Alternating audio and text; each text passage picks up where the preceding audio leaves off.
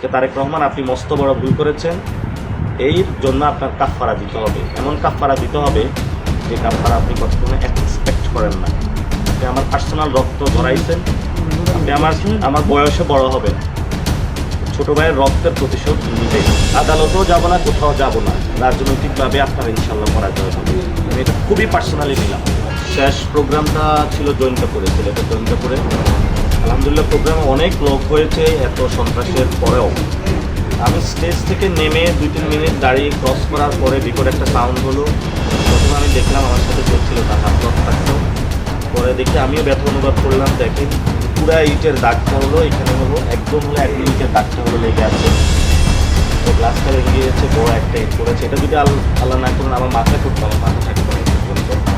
আজকে ইশরাক সাহেব একটা উস্কানি দিয়েছে, এর আগে রাশেদ খান পার্সোনাল সেক্রেটারি প্রধানমন্ত্রী নিয়োগ দিয়ে উস্কানি দিয়েছে। আমি জীবন নিয়ে শঙ্কা বোধ করছি, আমি নিরাপদ নয়। তবে আমি আমার সংগঠনকে বলে দিয়েছি, তারেক রহমান আজকে রাজনৈতিকভাবে একটা মস্ত বড় ভুল করেছেন। শেখ হাসিনা আমাকে রিমান্ডে নিয়েছিল, আমি সব কিছু পড়াশোনা কেরিয়ার বাদ দিয়ে শেখ হাসিনাকে বাংলাদেশ থেকে ফেলেছি। তারেক রহমান আপনি মস্ত বড় ভুল করেছেন, এই জন্য আপনার কাফফারা দিতে হবে, এমন কাফফারা দিতে হবে যে কাফফারা আপনি কখনো এক্সপেক্ট করেন না। আপনি আমার পার্সোনাল রক্ত ধরাইছেন, আপনি আমার বয়সে বড় হবে, ছোট ভাইয়ের রক্তের প্রতিশোধ নিবে এবং ইনশাআল্লাহ বাংলাদেশে আপনার থেকে আমি পার্সোনালি এটা বললাম, আপনার থেকে ইনশাআল্লাহ আমি রক্তের প্রতিশোধ নিব। অবশ্যই চ্যালেঞ্জ, আমার রক্ত জড়াবে, আমি কি বসে বসে আন্দোলন করবো? আমরা প্রত্যেকটা এটাকে বিএনপি করতেছি, প্রত্যেকটা জায়গায় এটা বিএনপি করতেছে। এখানে যিনি মন্ত্রী আছেন, যার আসনে গিয়েছিলেন আরিফ ভাই, ওনাকেও আমরা বলেছি, পুলিশ সর্বোচ্চ চেষ্টা করেছে। আমি আগেও সালাউদ্দিন সাহেবকে বলেছিলাম আমার জীবন বিপন্ন, আমার নিরাপত্তা প্রয়োজন। উনি বলছেন না, নিরাপত্তা দেওয়া যাবে না। ঠিক আছে, তাহলে মারা যাবো। পুলিশ তো বলতেছে এরকম কোনো ঘটনা তারা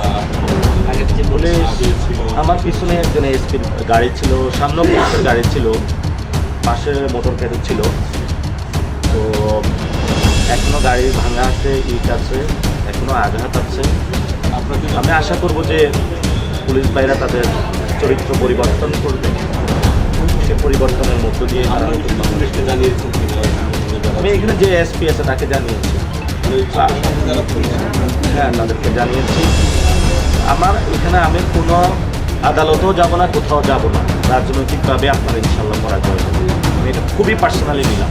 আমাদের এই পর্যন্ত 5টা গাড়ি ভেঙেছে, একজনের চোখ তোলা হয়েছে। এই যে এটা কি ওসি দেখবে নাকি দেখবে না? এই যে রক্তের প্রতিশোধ নেওয়া হবে ইনশাল্লাহ। আমি খুবই শান্ত মানুষ, কিন্তু অশান্ত হলে খুবই অশান্ত, পরিবর্তন হয় না। আরও অনেকেরই বাংলাদেশের এভাবে রক্ত জড়ানো হবে, রক্তপাত বন্ধের আগে ইনশাল্লাহ তারেক রহমানকে বিদায় করা হবে। কোনো মামলা, আমি মৃত্যু পর্যন্ত কোনো মামলাতে যাব না, অ্যাকশন হবে। কীভাবে আইনের গ্যাস করে? আমরা বলছি রাজনৈতিক লড়াই, রাজনৈতিক যারা সন্ত্রাসের পথ বেছে নেয়, আমাদের দায়িত্ব হলো সন্ত্রাসকে বাংলাদেশ কমানো।